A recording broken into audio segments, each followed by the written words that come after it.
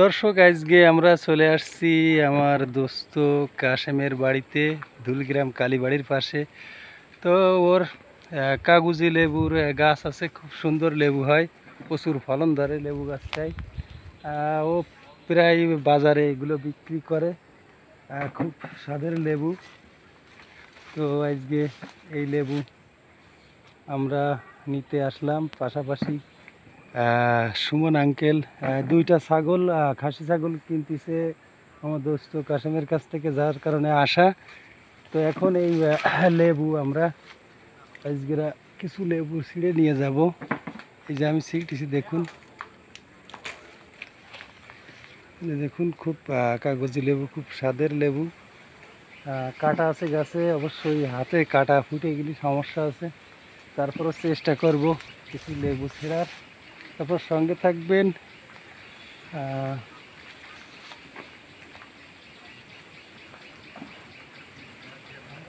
দুইটা ছিঁড়ছি, বতিগুলো ছিঁড়তে হবে। প্রচুর লেবু আছে গাছে, ইনশাল্লাহ ফলন খুব ভালো। দেখুন, এই আর একটা ছিঁড়লাম, তিনটা।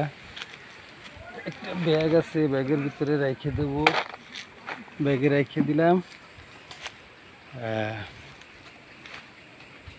এই পাশে আরেকটা লেবু দেখছি, এই লেবুটা ছিঁড়লাম, তিনটা ছিঁড়লাম। একটু গাছের ভিতর চলে যাব, গাছের ভিতর আসছি, একটু ব্লার হয়ে যায় ভিডিও।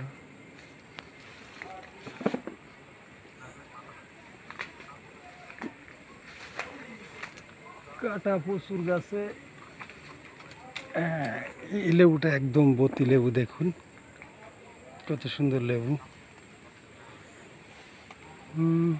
আসলে বাড়ি রাঙি নাই এ ধরনের লেবু, খুব কম পাওয়া যায় এখন। আগে অ্যাভেলেবেল প্রায় বাড়ি থাকতো এই কাগজি লেবুগুলো, এখন খুব কম পাওয়া যায়। কিন্তু দোস্ত কাশেমের বাড়িতে অনেক আগে থেকে ইনশাল্লাহ এই লেবুগুলো আছে, আমি জানি। তো আজকে যার কারণে এই ছিঁড়লাম, চারটা ছিঁড়লাম, আবার আর একটা ছিঁড়বো।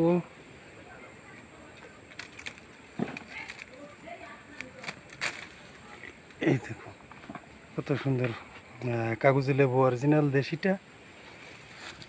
তো ভিডিওটি ভালো লাগলে অবশ্যই লাইক, কমেন্ট, শেয়ার করে সঙ্গে থাকবেন।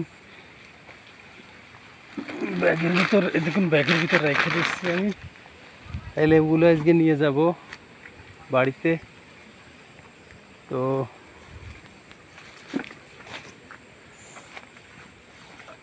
কাটার ভিতরে প্রচুর, এখানে দুইটা লেবু আছে, ছিঁড়লাম।